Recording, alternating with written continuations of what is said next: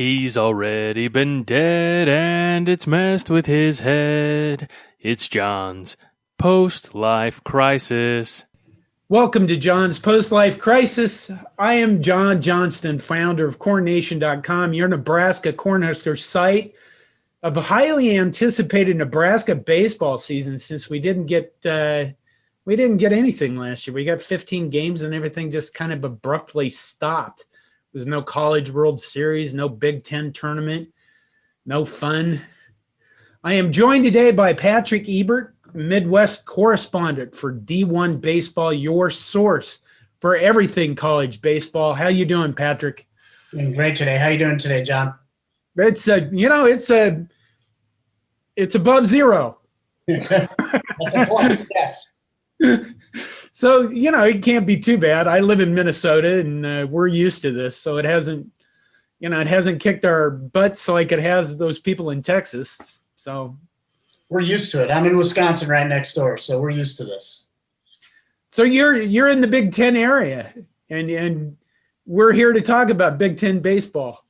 And Wisconsin does not have a baseball team. And I bring that up every time I get into conversations about Big Ten baseball because I just want the Wisconsin people to feel bad. And you should. Yeah. So well, you know what? Let's get right into this. I'll leave Wisconsin. I was going to ask you more questions about Wisconsin, but I'll leave them alone. It's enough that, they're just left out of a major sport. We'll just say we all know it's not a good situation. They should have a team. All right. The Big Ten is going to play a conference-only schedule. They've done this. They've played conference-only schedules for pretty much the rest of their sports. But in baseball, it looks like pretty much every other conference is playing a regular season. Is that correct? Yeah, there may, and to be honest, I haven't looked at every single conference. I want to say there may be a few on the West Coast that are playing.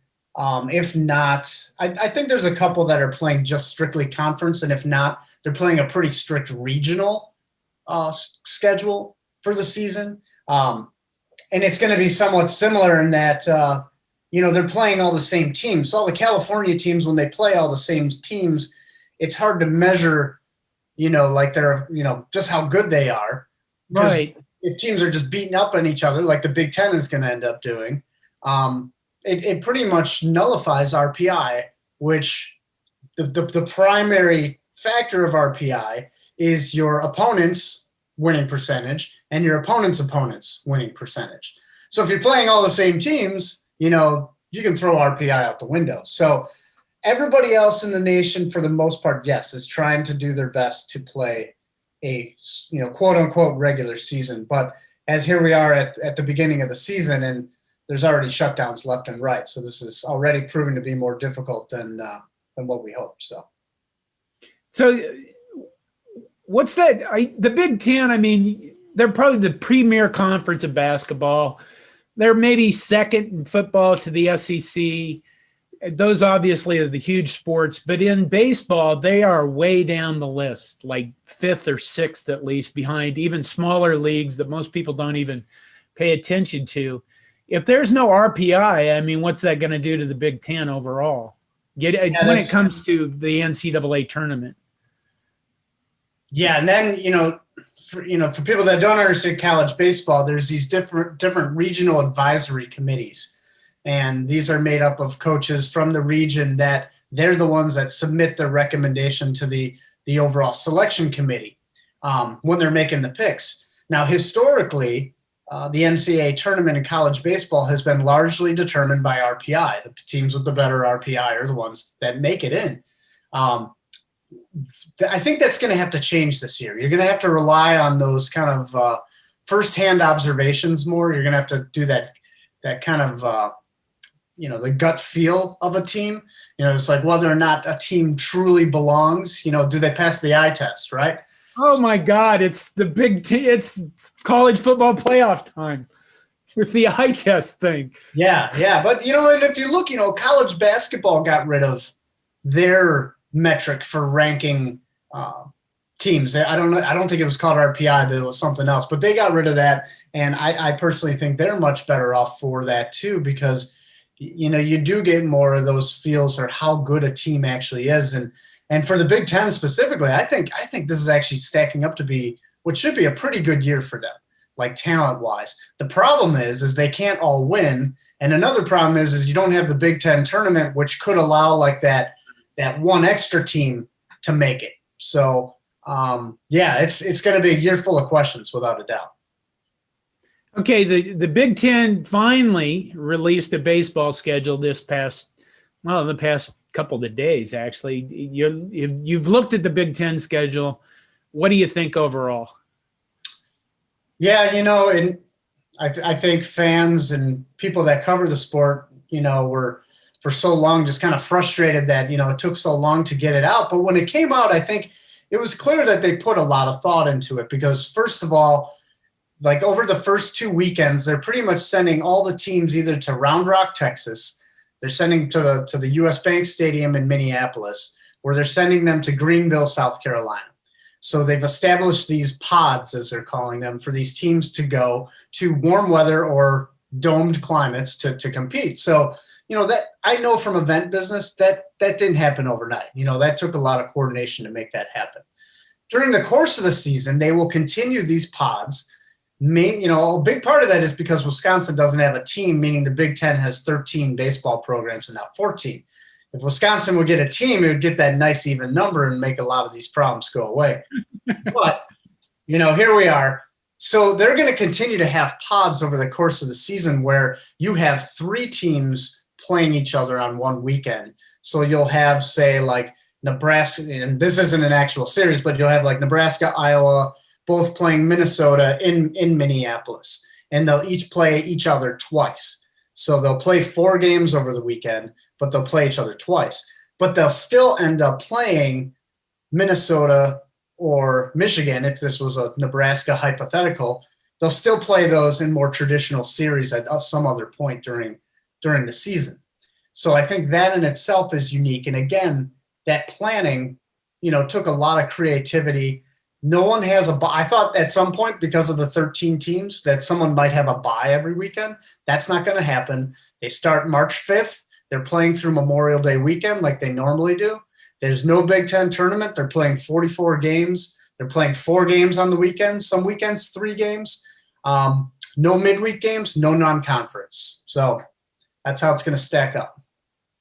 Okay, I'm a Nebraska guy, obviously, and we've kind of, I don't want to say we've made a living out of beating on the Big Ten, but it's become kind of a, learned behavior.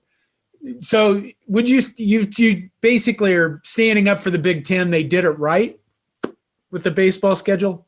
No, I think they deserve more credit than what they're receiving is what I'm saying. Okay. I'm not so sure they did it right. I think they're being way too protective, not allowing non-conference games. Like, it's one thing if you want to stay regional, but there's some other good teams in the Midwest. You got the Missouri Valley Conference, which is a good conference. You got the MAC, which is a really underrated conference. And then you have, like other teams, the Summit, as far as like Nebraska Omaha's in the Summit, and then North Dakota State, South Dakota State, and you have the Horizon League. You have other teams in the area. It's not just the Big Ten, and I think that gets a little overlooked at times. Yeah, it's not going to be a Nebraska-Creighton series this year. I mean, my God, we're not going to be able to stomp on those stinky, poopy butts. That's something I look forward to. Come on. I mean, they usually are killing us in basketball. We need some way to get back at them. Okay. Should we get into the teams? We should get into the teams. I have not, like I started out saying, baseball is like something that's way out in the universe to me. And I have not looked at the teams. I have not even looked at Nebraska's roster. And Mojo Hagee's still around, which everybody loves him. Spencer Wallenbach. Other than that, I mean, who would you say are the top 4 teams in the Big Ten?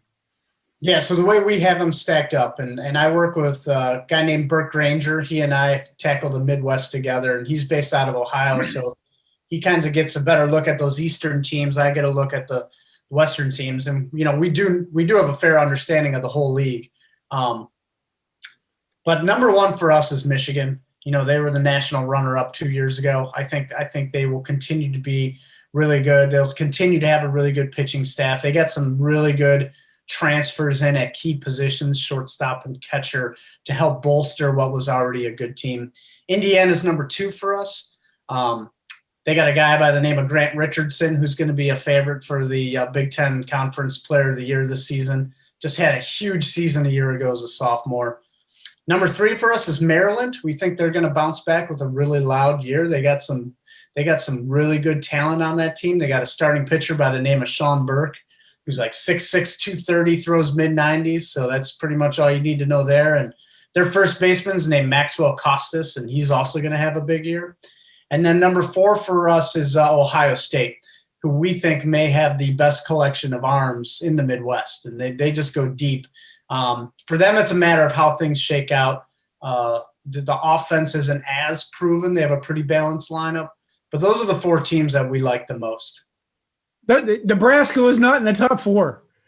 Nebraska's not top 4. We have them – I think we have them 8. And I will say with Nebraska is that they're going to score runs for sure. Head coach Will Bolt comes from that Texas A&M coaching tree that they know how to score runs. It's the pitching staff, how that comes together, and they have the pieces, but we haven't seen it, in the past couple of years. They need to prove it on the field. If that pitching staff comes together, Nebraska could definitely be in that top 4 conversation.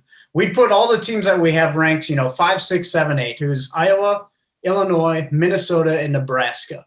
Those 4 teams all have the potential to be as good as the top 4 teams, but they just don't have as many proven pieces to be able for me to confidently say that they're going to be a top team.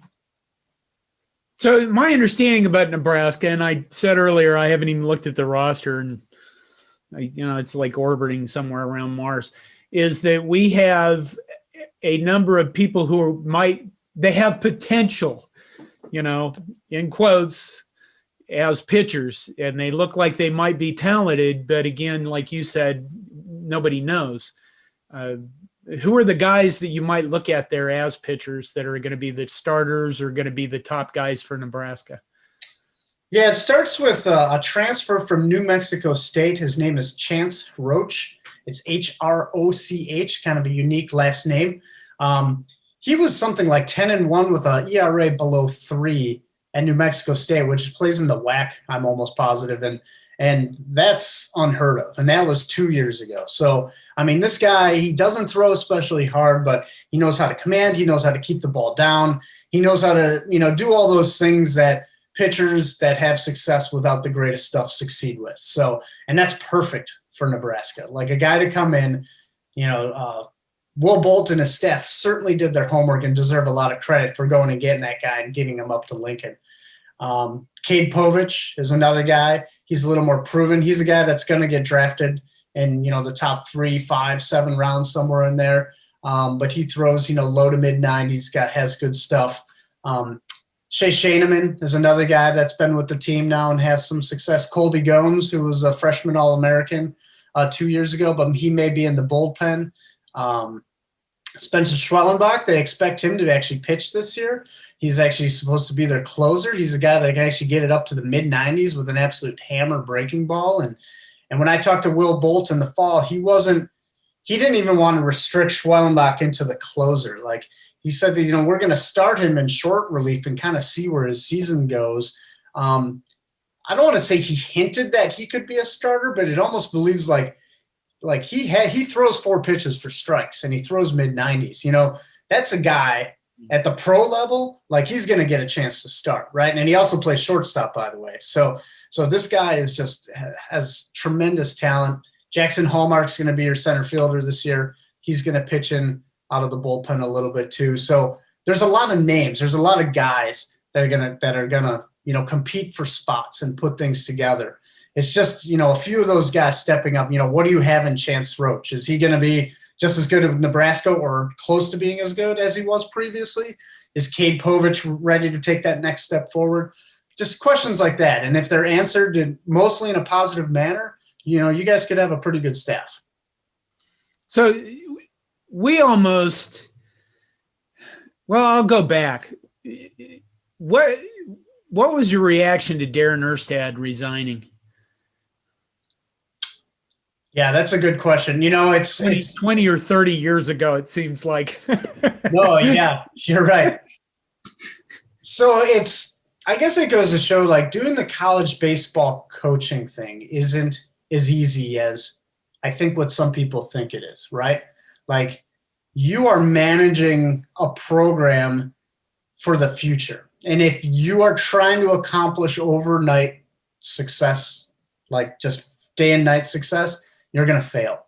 Like, you need to build with recruiting, you need to build with player development, and you need to make sure, like, every year when you lose someone to the draft, or if their time is just up, and they move on in their lives, like, you have the next wave ready to go.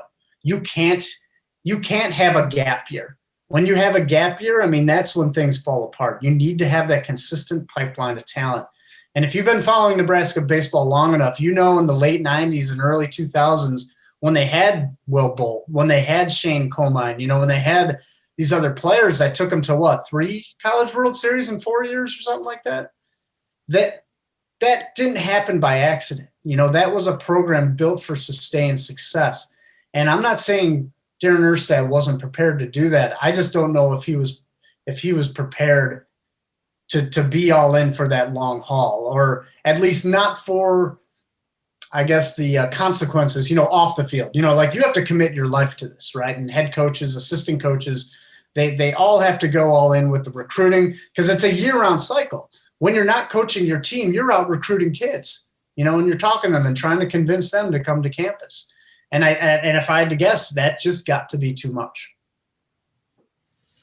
Well, I enjoyed being around him, because whenever you're around him, you felt like you were around a guy that just he exuded, his aura was like winning. You know what I mean? He was a winner of a person, but I can see, the points you made. I don't think I could do that myself. I mean, I couldn't coach baseball, but the whole commitment thing just seems that's the reason why you'd have to pay me like $5 million a year to do that kind of stuff. But all right. And then your impression of Will Bolt. I mean, we haven't really seen much of Bolt. I think my favorite thing every year is when Nebraska plays their first series of this season against some non-conference team that's good, and Twitter is full of they should need to fire the pitching coach. Right. So, right. Will Bolt, what do you think of him as a baseball coach, a head baseball coach for Nebraska? Yeah, I think he's certainly, qualified, and he's certainly the right man for the Nebraska job specifically, given his past there. I'm always a little leery of like bringing back guys to bring the same program, because it's almost like you have this unrealistic expectation for success just because they had success playing there either previously as like an assistant coach or as a player. But the fact that he went, and I mentioned before, he was an assistant coach under Rob Childress at Texas A&M, like that's a proven program. And a lot of those coaches have spread out and extended their coaching careers at other programs, Will Bolt being, one of the most recent doing so. And when I talked to him in the fall, and it was the first time I had ever spoken to him, I liked how, he's calm. He's very calculated. Like, they have a plan. They know what they're doing. He and his coaching staff, as soon as the season ended last year, they were already getting ready for this season. They were looking at the transfer portal and going after and doing their homework to find someone like Chance Roach, who's going to be a big part of their pitching staff this year. But he knows what it takes. He knows that you need to have it's not just about having 3 starting pitchers and a closer and a competent starting lineup. You got to have depth. You got to have guys competing for spots. And it's like I said, it's just never ending. I like his demeanor going into it. I think he brings a lot of those new age metrics into the equation too. And I think that if just Nebraska sticks with him, and they're patient with him to allow him to build the program, that I think they'll see more continued sustained success. So you mentioned earlier Nebraska's offense. Who are the big hitters there? Or who are we going to see as the guys that are going to produce runs? Yeah, so Spencer Schwellenbach, of course, he's their shortstop. He's probably going to bat in the 3-hole. That's their star, and he hasn't been healthy enough to put in a full productive season. He hasn't pitched as a result. Right. But if he stays healthy, we get a look at him, and he's truly a breakout type of player as both a shortstop and a right-handed pitcher. I mentioned Jackson Hallmark. He's going to hit towards the top of the lineup. He's going to be their center fielder this year after after playing second base last year. Leighton Banjoff, he was a freshman last year. He's probably going to play third base or possibly first base. He has a little bit of versatility there where he can play on the field. He actually played shortstop last summer in the Summer Collegiate League and apparently held his own at that position. But I think Banjoff's going to be one of your bigger hitters. Cam Chick is another guy that can play a bunch of different positions. He may have been the team's most productive hitter a year ago. I think he's penciled in to be their DH, but I think he can play, like left field, right field, first base. I think he may even play a little third base. I'm trying to think who else they have. You mentioned Mojo Hagi as one of their hitters too. They lost Aaron Polensky. That was their big hitter from a year ago. I think he was drafted and or signed with the Yankees. That was big for them. Max Anderson's a freshman. He's a local kid. He's probably going to play mostly third base, but he can play pretty much anywhere on the infield. And then Logan Foster, the transfer from Texas A&M, is going to be playing on one of the outfield spots, and he's going to play a pretty big role. So all those guys, this is a team that should have one of the better offenses in the Big Ten with that group of guys. So how have you heard they haven't released any kind of schedule for televising any of these games or anything like that?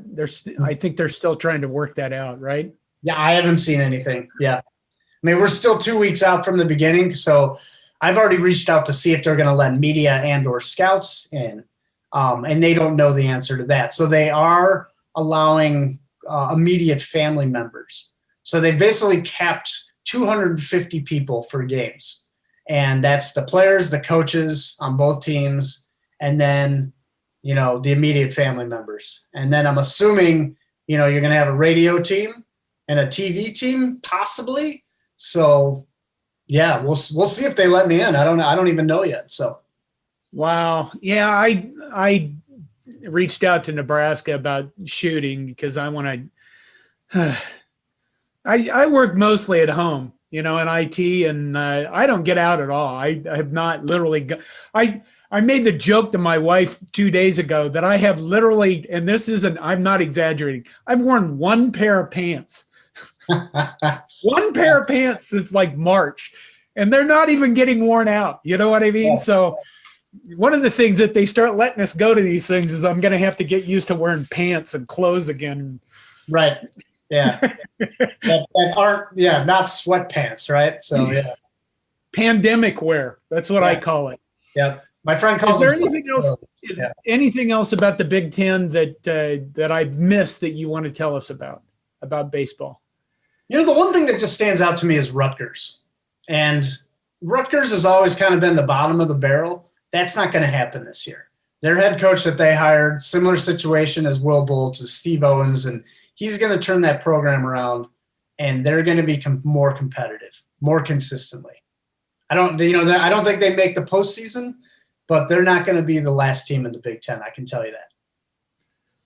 Okay, I guess that brings up one more thing is throughout, I don't know, the last 83 years, it's been a while since we moved to the Big Ten now, and since I've covered Big Ten baseball, my attitude always has been that the Big Ten doesn't care much about baseball.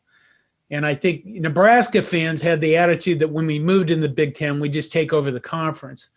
But since we've moved, everybody has replaced their baseball coaches. And, everybody has, I don't want to say everybody, almost everybody has vastly improved their facilities. Not everybody, almost everybody, again, has improved their out-of-conference scheduling, which we're not going to see this year. Like Penn State ticks me off every year because they still want to play Elon 30 times and their RPI is crap. And it always, you know what I mean? They haven't done anything else. But is that what you see when you look at the Big Ten? If I say to you, the Big Ten doesn't care about baseball, your response is?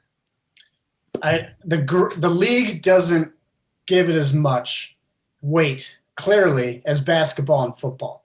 Those are the revenue-making sports, and they have made the Big Ten Conference a very wealthy conference. And baseball's not in that conversation. The individual schools take baseball very seriously. You ask Michigan, you ask Ohio State, you ask Nebraska, you ask Iowa, you ask Illinois. They all take baseball very seriously. And it's clear because what you just mentioned, they invest in the programs. They all have, really nice facilities. They have renovated ballparks. A lot of places have installed turf, so they can handle these crappy springs that we have. The coaching staffs are, it's not just some guy that, like some leftover, they're very competitive on the coaching circuit. And I mean, they have one of the best in Eric Bakich at Michigan and what he's doing. And so the individual programs take baseball very seriously. I would agree that it would be nice to see the conference itself take the sport more seriously. I remember a few years ago, I was going out to the Big Ten org site and I was looking for like statistical leaders. And I was looking like, I don't know, pitching and batting. And you look at it and you go, why are all these guys that have pitched one inning at the top of the list? And then I realized they didn't categorize it by minimum innings pitched. They just put up the statistics. And I sent them a letter and I said, why are you posting these statistics? And they never responded to me. But the next time I went out there, I checked it and it was, they had minimum at bats, minimum innings pitched, stuff like that. And that's where I kind of got, wow, they're not really even paying attention at the league office to what's going on. So there is some, I did have evidence. I did. And it's funny you bring that up because it's not too long ago that the NCAA itself didn't post college baseball stats until the college basketball season was over. It's almost like they couldn't post stats on their website until the basketball statistics were down.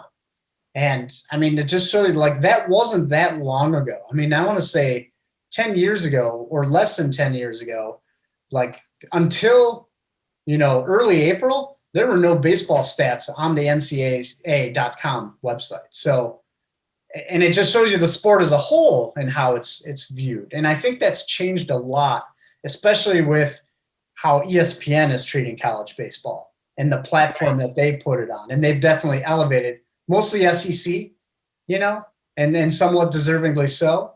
But I think the rest of the nation has caught on too.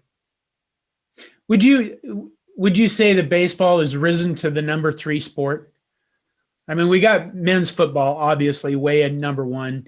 Men's basketball, even for a lot of people, might be number 1 and 2, those two sports. But number 3, you could argue it's women's basketball in parts of the country. Volleyball for Nebraskans is huge and huge throughout the Big Ten. But where do you think baseball in the huge scheme of all the college sports, where do you think it fits?